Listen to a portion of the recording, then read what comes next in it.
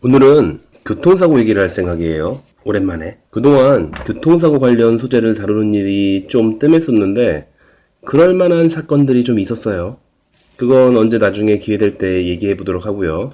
지금 지향성 마이크 하나 사봤다고 조금 소음이 있는 공간에서 녹음을 해보는데 어떻게 될지 잘 모르겠네요. 이번에는 댓글에 대한 답변 시간이에요. 답변을 일부러 안 하는 것도 있지만 답변을 달아야지라고 생각했다가도 자꾸 까먹게 돼요. 이렇게 뚱뚱한 손가락으로 핸드폰 글씨를 쓰다 보면 오타가 장난 아니에요. 그러니까 컴퓨터 앞에 앉아서 시간이 있을 때 답글을 달아야겠죠. 근데 제가 컴퓨터 앞에 앉아 있을 때에는 뭔가 컴퓨터로 할 일이 있어서니까 유튜브 답글을 달아야지라고 생각할 틈이 없네요. 유튜브도 소통이라는 게 중요하다는데 댓글을 못 달고 있으니 그래서 이번은 교통사고 관련해서 그동안 쌓여있던 대본들이 있지만 이건 무려 12페이지짜리네요. 어쨌건 오늘은 댓글에 대한 간단한 답변 달기 시간이고 되도록 간단히 할 생각이에요. 유튜브 관리 앱을 이용해서 2019년 9월 21일부터 역순으로 대략 3주치 정도의 댓글에 대한 답변을 한 번에 쭉 다뤄볼게요. 그러니까 이번 영상은 2019년 9월 1일부터 2019년 9월 21일까지의 질문들에 대한 댓글이에요. 자, 시작하죠. 이건 중간에 오디오 편집이에요. 생각보다 내용이 많아가지고 소제목 정도는 나열하고 해볼게요. 첫 번째가 교통사고랑 무관한 질병이 생겼는데 이거를 자동차 보험으로 어떻게 할 수 없느냐. 두 번째, 치료를 계속 받으면 합의금은 무조건 올라가느냐. 세 번째, 합의금 1,000만 원 받을 수 있겠냐. 네 번째, 지역마다 합의금이 다르냐. 다섯 번째, 합의를 안 하면 평생 치료받을 수 있느냐. 이거 몇 번째요? 자동차 보험 한약 설명이 왜 이렇게 불성실하냐. 다음, 그냥 악플. 다음, 2주 입원했는데 합의금 얼마냐. 그 다음, 치료 한 번 받았다. 합의금 얼마냐. 그 다음, 치료받고 이런 증상이 생겼다. 어째서냐. 그 다음, 1주간 치료 횟수를 늘릴 수 있는 방법이 있느냐. 그 다음, 교통사고 나고 3일 후에 자동차 보험사에서 전화가 한 번 왔었는데 그 이후에는 안 오고 있다. 어떻게 하냐. 이런 정도네요. 자, 순서대로 해볼게요. 교통사고가 났는데 2주 진단에 입원 중 머리가 아파 CT를 찍었는데 뇌혈관 질환이라고 나왔는데 의사 말 교통사고로 인한 것이 아니라고 하는데 퇴원했는데 합의는 안 했습니다. 지금도 머리가 아픈데 방법이 없는가요? 없을 것 같아요. 일단 현재 주치의가 교통사고와 인과가 없는 뇌혈관 질환의 진단을 내렸다는 거죠? 그렇다면 자동차 보험사에서도 여기에 대해 뭔가 책임을 져줄 리가 없잖아요. 물론 문의하신 분께서 이건 사고로 인해 뇌혈관이 손상당한 거다 라고 진단해줄 의사를 찾고 실력 좋은 변호사를 구할 수 있다면 얘기는 달라지겠죠. 다음, 허리는 MRI 찍고 계속 한방병원 가서 허리 피곤하면 침 맞고 1년 정도 되면 엄청 올라갈 거임. 이건 합의금 얘기일 거예요. 상식적으로 치료비가 계속 누적된다면 보험사 입장에서 압박을 받는 게 당연하니까 성실한 보험사의 직원이라면 합의금을 높여서라도 치료를 빨리 중단시키려고 노력하는 게 맞겠죠. 근데 아닌 경우도 있다는 건 알고 계셨으면 좋겠어요. 이건 예를 자세히 들어드리고 싶은데 지금 그 환자분이 2년을 넘겨서 재한의원에서 치료받고 계시고 현재 진행형이기 때문에 예시를 들기는 좀 어려울 것 같아요. 어쨌건 치료비가 자꾸 늘어난다고 해가지고 모든 보험사 직원들이 높은 합의금으로 협상을 시도하는 건 아닐 수도 있다 라는 정도는 염두에 두셨으면 좋겠어요. 다음, 제가 라이딩 하다가 끼어드는 택시 차량이랑 사고가 났는데 새끼손가락 골절 됐습니다. 4주 진단 받고 대물이랑 일 못한 거 합의금 합해서 1,000만원 받으려는데 가능할까요? 이걸 뭐라고 답해드려야 되나 모르겠어요. 한의사에게 대물 합의금을 물어보시니까 요즘 자전거라는 게 비싼 거 사는 게 유행이라서 돈 1,000만 원 정도는 우습다고 하잖아요? 만약에 1,000만 원짜리 새 자전거가 부서진 거라면 뭐 1,000만 원 정도는 기본으로 받아낼 수 있겠죠. 물론 100대 빵이라는 전제로요. 새끼손가락 골절 자체는 부상 등급이 그렇게 높지 않아요. 허리 삐끗한 거 그거보다 한 단계 정도 위니까 그 자체만으로는 1,000만 원 수준을 거론할 수 없을 테고, 만약에 입원을 하셨고 엄청난 고액 연봉을 받는 분이면 뭐 1,000만 원도 우습겠죠. 예를 들어 지방의 병원에서 인기 과목의 의사 페이가 일당으로 따졌을 때 한 100만 원 정도 된대요. 한 100만 원쯤 된대요. 하루에. 근데 그 의사가 만약에 한 2주 입원했다면 그것만 1,000만 원이 넘잖아요. 자전거가 아무리 저렴한 거였어도 합의금 1,000만 원은 쉽게 받겠죠, 아마. 근데 고액 연봉자도 아니고 자전거도 저렴한 제품이었다. 그럼 거의 불가능해 보이는 금액이긴 해요. 아, 물론 형사처벌되는 중대한 과실이었다면 형사 합의금으로 1,000만 원 넘게 받을 수도 있대요. 뭐 음주운전이라던가 뭐 이런 거요. 그다음 사고는 천안에서 났는데 명절이라 렌터 해줘서 시골 왔어요. 입원은 시골 한의원에 입원해 있습니다. 그럼 합의금도 지역마다 틀려지나요? 글쎄요. 그 동네 지점의 책임자가 조금 빡빡하게 군다면 그 동네 그 보험사의 전반적인 합의금이 좀 낮을 수도 있겠죠. 이건 뭐 내부 사정일 테니까 자세히 알 수 있는 건 아니고. 어쨌건 그 동네의 분위기라는 거에 따라서 좀 달라질 수는 있겠죠. 약관 자체는 전국이 다 똑같으니까 그걸 어떻게 할 수는 없을 테고. 그러니까 최소 금액을 어쩔 수 있는 건 아니지만 최대 금액은 좀 차이가 날 수도 있겠죠, 뭐. 그 다음, 합의를 미루는 거면 3년이고, 합의를 그냥 포기하고, 나는 합의금 안 받고 평생 치료 받겠다 하면 평생 치료비 나오는 걸로 알고 있습니다. 아닌가요? 이게 맞는 말이기도 하고 좀 틀리는 부분도 있기도 하고 그러네요. 저도 사고 후에 3년간만 보장되는 걸로 알고 있었거든요. 근데 언젠가 39개월째 치료받고 있는, 그러니까 3년 하고도 3개월이 지났죠. 그러고 나서 합의를 하시는 환자분이 있어서 이상하다고 생각했었는데, 이게 채무 이행 기간이 3년이고, 뭐 치료를 받을 때마다 계속해서 3년씩 미뤄진다는 것 같아요. 뭐 그리고 이론상으로는 평생 치료 보장이 된다곤 해요. 이론상으로. 하지만 알고 계셔야 되는 부분은 있어요. 정말로 아픈 분이면 가능한 소리겠죠. 저희 한의원 교통사고 피해자 중에 CRPS 환자분이 계신데 제 기억에 대충 2년을 넘겨서 치료받고 계신 것 같고, 뭐 5년 후라고 하더라도 증상이 완치되거나 그러진 않을 거예요, 아마. 이분은 전신이 아파요. 바람이 불면 바람이 쓸고 가는 자리가 아프고, 샤워를 하면 물줄기 맞는 위치마다 아프고, 제가 몸에 손을 대면은 그 손가락 닿는 자리마다 아파하세요. 이게 뭐 세게 누르고 이런 게 아니라 그냥 손을 대서 근육이나 혈자리 위치를 확인할 때마다요. 이런 분들은 합의를 영원히 미루겠다고 하면 평생 치료비 보장을 해줘야겠죠.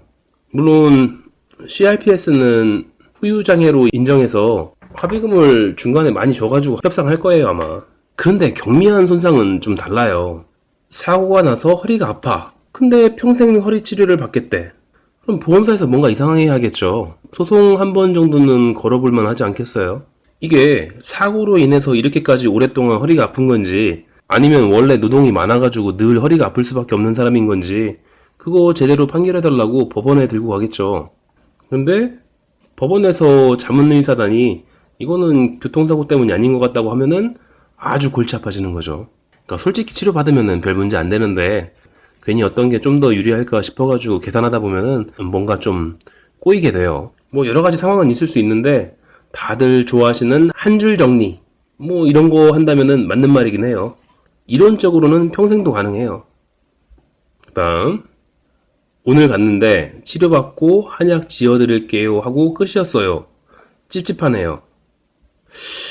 이건 저도 환자분들한테 저렇게 설명을 충분히 못할 때가 많아서 요즘 반성하고 있어요.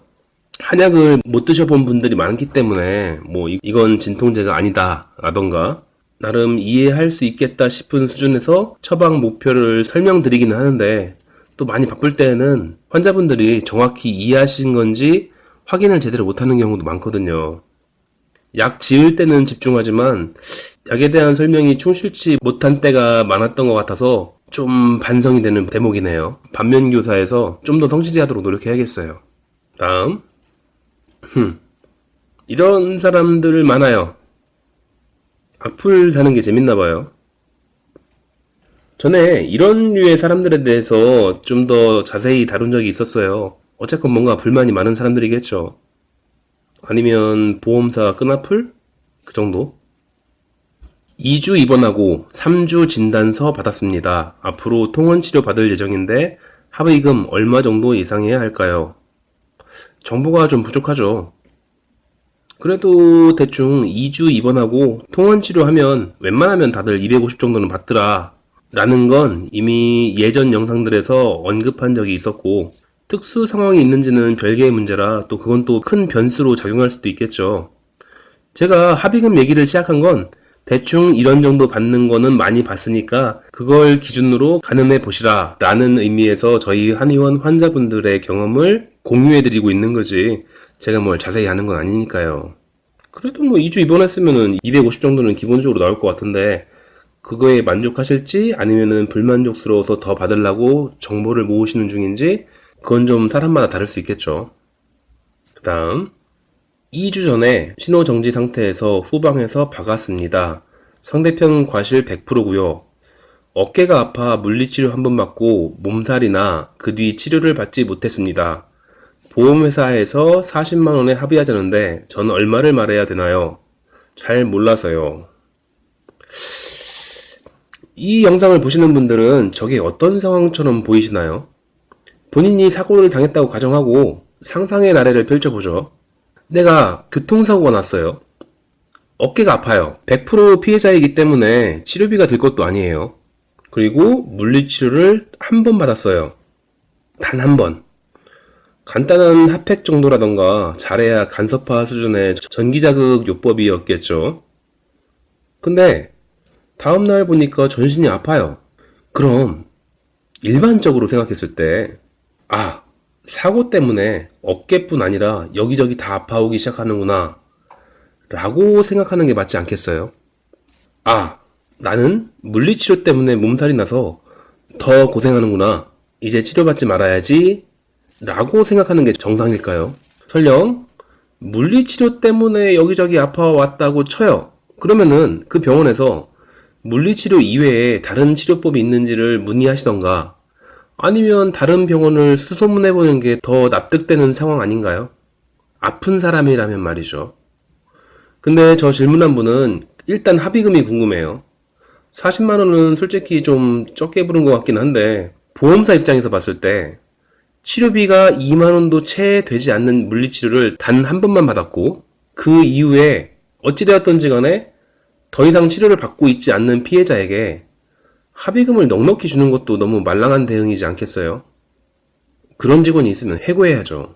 전에 영상 중에 있었죠. 보험사로부터 합의금 15만 8천 원을 제안받은 분이 있다고 했잖아요. 그리고 그게 나름 납득될 수 있는 제안이라고도 했었죠. 아, 그런 영상이 있었어요. 누차 얘기해왔지만 보험사 담당자들은 그렇게 멍청하지 않아요. 뭐 물리치료 알레르기라도 있어가지고 그런 건지 몸살이 나서 더 이상 치료를 못 받겠다는데, 시나리오는 좀 더 철저하게 쓰셔야죠. 지금 두통이 너무 심해서 몸 상태가 안 좋은 상태인데 오늘 침 치료로 머리, 어깨, 허리 등 30방 정도 맞았고 맞는 도중에도 찌릿찌릿 하더라고요.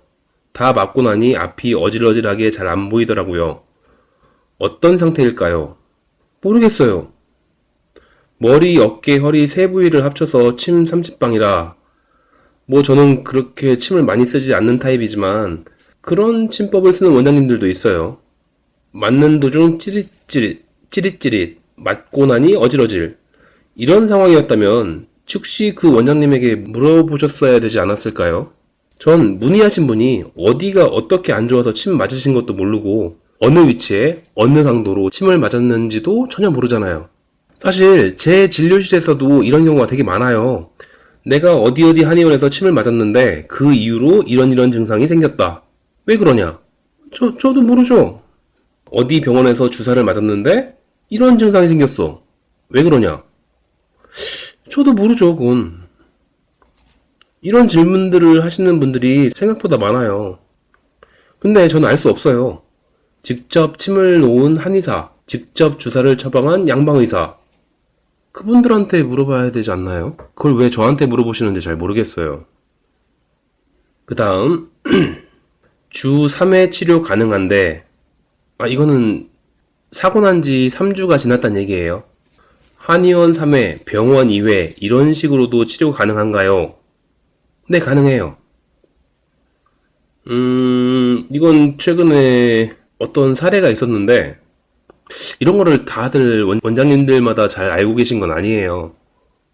음, 그 환자분이 제 한의원에 거의 매일 다니셨어요.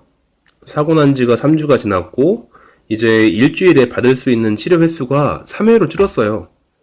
그래서 그 환자분에게는 월, 수, 금 이런 식으로 하루씩 걸러가면서 오시는 걸 추천했고요. 근데 아직 좀 불편하시다면서 계속해서 매일 치료받는 방법이 있는지 물어보셨어요. 그래서 월, 화, 수는 그럼 제 한의원에 오시고, 목, 금, 토는 다른 한의원에 가시면 종전대로 매일 치료받으실 수 있으니까 많이 불편하시면 두 군데 한의원을 병행해서 치료받으시라고 조언을 해드렸어요.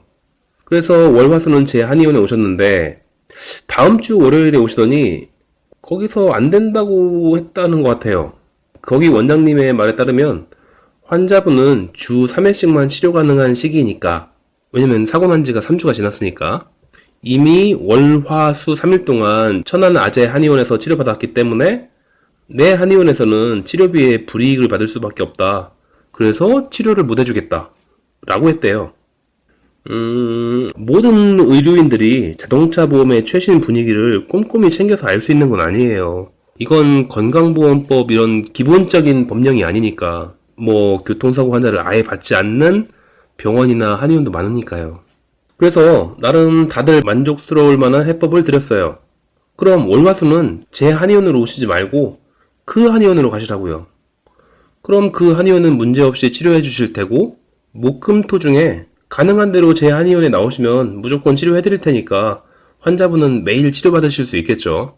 제가 틀렸다면 저 혼자 손해를 보면 그만이잖아요. 근데 아니에요. 저 손해 안 봤어요. 이게 언제 바뀐 건데요. 저도 사고 나서 3일 후에 보험사에서 전화 오고 그 뒤로 연락 안 오던데 어떻게 하죠? 3일이면 안 아프신 거죠. 그냥 기다리시면 뭐 연락 오겠죠.